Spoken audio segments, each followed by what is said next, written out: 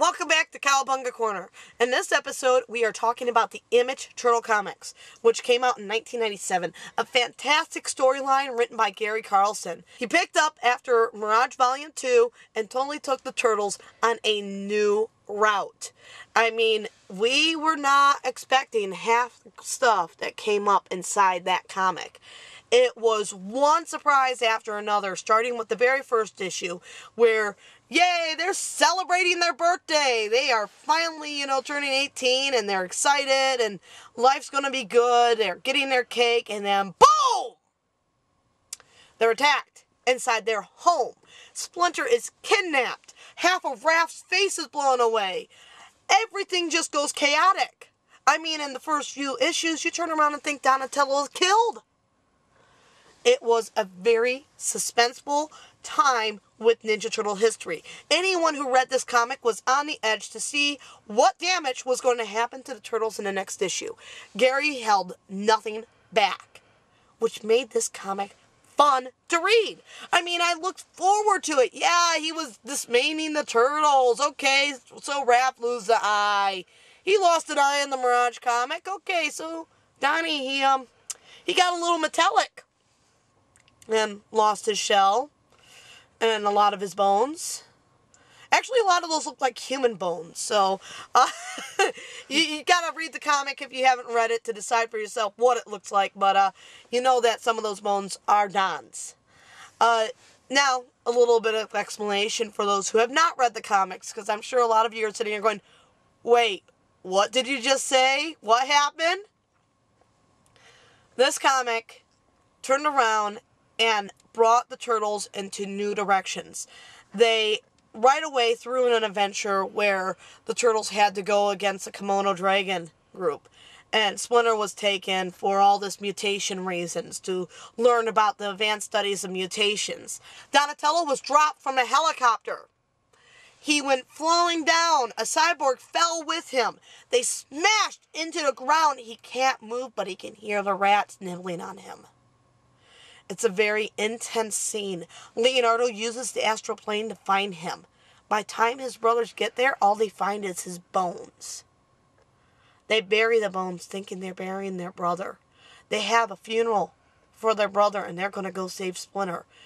And they are so mad at these people because now Don, they think, is gone. Meanwhile, Don has merged with the cyborg, keeping only the stuff that was able to survive from that fall. So he now has a half-robotic body that changes. He gets a gun out of his hand with just thinking about it. The cyborg has its own thought process that tries to talk to him in his head. So he's got to deal with this new voice in his head and deal with the changes that has happened to him. Being the scientific turtle, he can manage through that. The other interesting storyline that happened was Michelangelo was left babysitting Casey's daughter, Shadow. And while he was babysitting Shadow, the Foot Clan came and kidnapped her. Now, the Foot, according to the Mirage comics, had a truce with the Turtles. They were not allowed to interfere with the Turtles' life. But they were hired as a gig to take the daughter for her real family. Raph goes after the Foot, says, hey, what in the world are you guys thinking you're doing? You went against our agreement. I'm going to get this girl back. You better tell me where she is. So he goes, saves Shadow, but when he comes back to the Foot, he finds the Foot is being slaughtered. So he goes to hide. He's going to get out of the sight. He don't want to be a part of this anymore. He's like, okay, this is not my fight. But when he goes to hide, he falls into the Shredder's armory room. And he sees all the old armor of the Shredder, and he goes on about how Splinter used to tell stories about the Shredder like he was the boogeyman. And Raph decides to put the armor on and become the boogeyman to these people attacking the Foot. He jumped out there, kicked the butt, and took over as the leader of the Foot Clan. He was now the new Shredder. Meanwhile, Leonardo's got his own issues because Master Splinter has been turned into a mutant bat by the Kimono people that were testing mutagen stuff with them. So now he's got to find his insane master who's not thinking correctly. And he gets to join forces with other superheroes that happen to be along the way. So we got one thing after another, different storylines going in every area. Mikey's got it the easiest. Mikey's, being there for April and Casey. When Don is brought there to heal inside this big glass thing with water and stuff, Mike's the one to watch over him with Clunk. Mike's got his own apartment away from his brother, staying at April's and Casey's in the basement. It's his place. And he becomes a writer. He started getting some of his poems published. He went out on a date, and he met this girl named Sarah, who he really, really liked. And Sarah liked him a little bit too much, too. You gotta take a gander at that first kiss scene.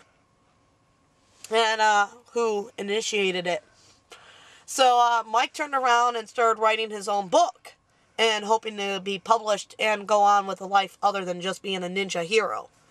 The other turtles are all still having their own issues. Leonardo learns about the Shredder returning, gathers his brothers up to go find who the Shredder is. They can't find Raph.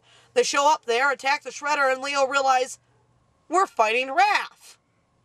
But they had to attack the Foot because the Foot got the Bat creature before Leo could. But the hard part for Raph in this, and as I mentioned, Raph becomes a Shredder, was when Splinter is healed. When Splinter does return, Splinter does not approve of the path that Raph is taking. He does not approve of Raph becoming the new Shredder. Raph stands his ground, saying this is what he's going to do, and walks out. So the storyline is intense. It's grabbing us. It's just going, wow, oh my God, what are they going to do next? And every time you turn around, there's something that you're really going to enjoy. The writing done by Gary Carlson, the pencil work done by Frank Fosco, and the inking done by Andrew Pepoy. The very first issues, the artwork was a little bit cluttered to where it was hard to make out what picture was which without staring at it for a little bit. But as the series went on, the artwork got a lot better. Frank is an amazing artist and was able to put so much personality into the turtles through the expressions. There's a bit of time where Raph is wearing one of Casey's old masks while he's healing. And then he's going around with his face showing. Then he's going around in the Shredder helmet. So Frank had to keep changing his perspectives of the turtles for us. And he did a great, great job with this. I highly, highly recommend this series. Even though it was cut short, and they found out that they were going to be discontinued, and fastly wrapped up the issues. After Leonardo's hand's been cut off, and a lot of insane things have happened, they did not have much time to wrap it up. They did wrap it up with Raph back with the family, and Pimiko, the Shredder's daughter, joining the good guys. So, it was kind of left open to where somebody could have picked it up. But sadly, when Peter picked up the series, he totally cut the Image series out of there and acted like it never happened. So the only issues being brought up now to continue the Image series to make it connect to Volume 4 is there are some fans working on it right now. If you can find it, check it out. Fans are putting together the completion to finish the Image series. I love that they took chances with this series. I think that that was one of the best things about the full comic, because I did not have the predictability of what they were going to do next. If Gary heard fans were thinking something and he was actually doing it, he would wrinkle up that plan and rewrite the comic just to be able to keep the fans on the edge. That was a fun fact of the Image comics. He did change things to keep us guessing where he's going. And my biggest dislike, my biggest hate towards the Image comics goes towards the fact that it was ended too soon. That we could have kept it going a few more years at least, so he could have wrapped it up. At least the storylines we were into at a better pace than what he had to do. So my dislike is the publisher saying we're not selling enough, we're closing up shop. That's my biggest dislike. Gary, Andrew, Frank, you guys did fantastic. Thank you for your wonderful years of working with the Turtles. So have you read the Image comics? Have you actually taken part in reading the comics and collecting it as it came out? Did you write letters to the letter pages? Would you like to share any of this? Please feel free to do a video reply or just comment down below. Also, I'd like to encourage people, if you guys enjoy these videos, please do press the like button and let us know that you're enjoying what we're putting out for you.